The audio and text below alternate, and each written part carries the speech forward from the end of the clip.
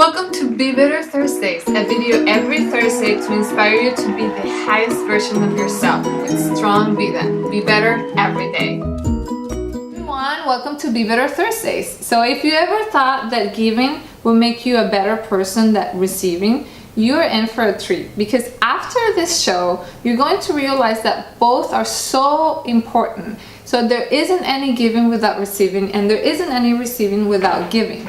And I just want to tell you that recently I read this book, The Go-Giver. It was actually a book referred to me by Mary Forleo. Bob Berg was it's one of the authors, and he was interviewed by her, and I was really interested in reading the book, and I actually loved it. It talks about the 5 laws of success in business particularly, but I think those laws actually apply to anything in your life.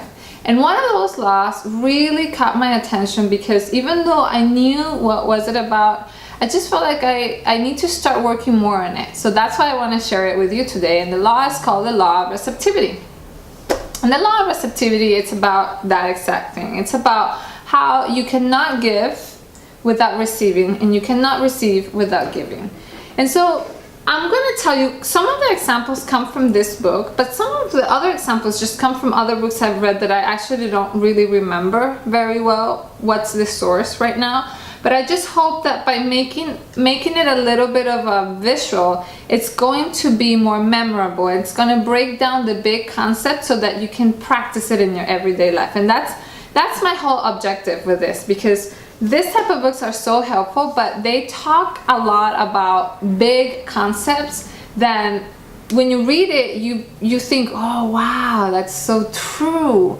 It's sort of like when you're browsing through a timeline on Facebook or whatever, and you see that quote that really resonates with you, and you're like, wow, that is so true. I love that quote, but it really immediately vanishes and goes out of your life. So there isn't any way of practicing it, which is what we need to do. We need to practice so that we can be better, right? So that we can become a higher version of ourselves.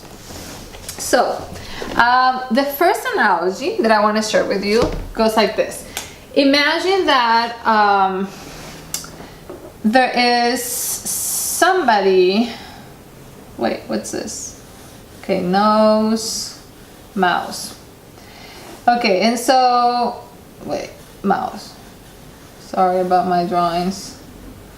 Okay, so there is somebody that tells you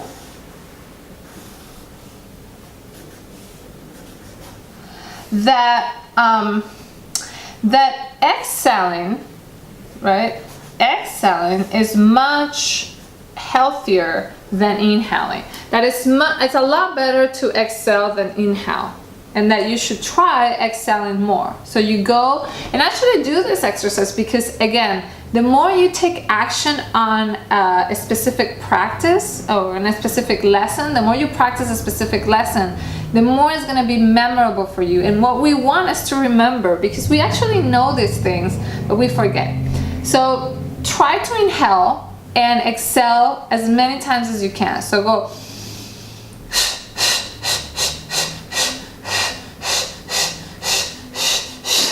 Okay, obviously you can't, right? You're completely out of balance. You have to inhale as many times as you exhale, and vice versa. And if somebody comes and tells you, no, you actually should inhale more, or you should actually exhale more, you would just know that that's not true, because you just can't. Your body is not made for that, right? So the same harmonious balance happens on an energetic level when we give something, whether that's tangible or intangible, and when we receive it.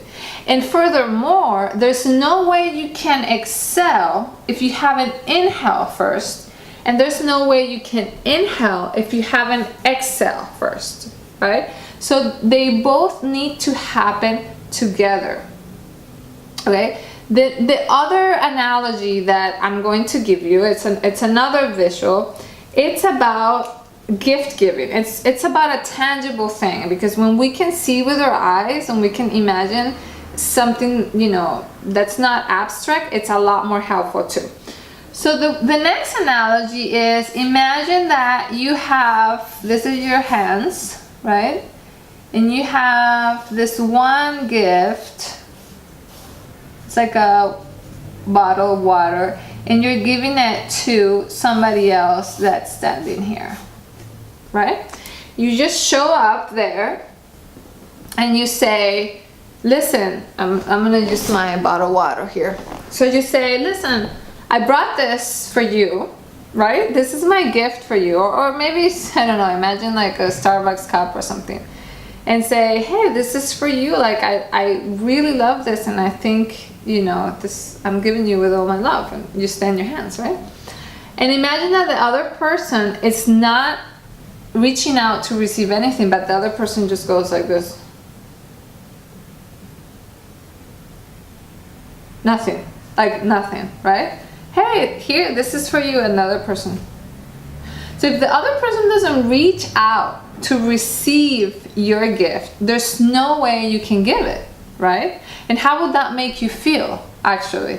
Would that make you feel that you are not a good giver? Does that, it would just like open a can of worms, because there's no way for you to give without somebody else receiving. And I think worse yet, it's what we generally do. What we generally do is, because we want to be nice, we receive it, but even though we're physically taking the action of receiving it, we are verbally saying we don't deserve it. And I am actually doing this video today because I did this so much this past weekend. Somebody wanted to give me a gift, and I was just like, oh no, please, you shouldn't really have to do that. Oh no, but at the same time I wanted to receive it. And so I was receiving it, and I was saying like, oh no, you shouldn't have bothered. No way, don't give it to me. So that is even worse, because then we're not really in alignment. We're not in integrity of what we're doing and what we're saying. We're just mismatched. And so even though we're receiving it, we're completely out of balance too. So that's a good area to practice. And the third analogy that I have for you, it's an analogy that it's more about the untangible goods, like the abundance of the universe that's always giving birth. Nature, it's always full force giving birth to something. And why are we not always open or willing to allow this abundance into our life? And usually it's because we have a very pre-planned of how we want things to come into our life. And so my suggestion to you is, when you want something in life, try to think of it in terms of qualities, in terms of feelings, and less in terms of how they're going to look physically. Okay? So the analogy goes like this. Imagine that there's rain happening, right? There's like a huge just rain falling. But because you don't want to get wet, you have used like a little tent right here to protect you from the water. So you're standing right here. So water comes it's everywhere except for the area where you're at. It's not that the universe is not really giving in full force. It's that you have decided that gift, in this case the analogy is the rain, that gift is not for you to take, because you're waiting for other gifts. You have asked for different things. So my suggestion is to be more allowing and more willing to trust. If you, for example, want, let's say you are looking for an apartment, okay? So instead of concentrating so much on the external part of this apartment, on the tangible part of the apartment, it's saying, look, I want the apartment to have 2 rooms, I want it to be in this street, I want it to have tall walls, I wanted to have I don't know, a chimney, I wanted to have 3 bathrooms, I wanted to do this, I wanted to do that. Instead of focusing on that part, focus on the quality, how you would like to feel in this apartment. What's the energy that you would like in this apartment? Is it like spaciousness? Is it calmness? Is it balance? Maybe it's more like community. Maybe you want this apartment to be a community center for something you're building, or maybe you want it to be bright and happy, or maybe you want this place to be your resting place where it's a lot of silence and there's a lot of calmness. So focus on the quality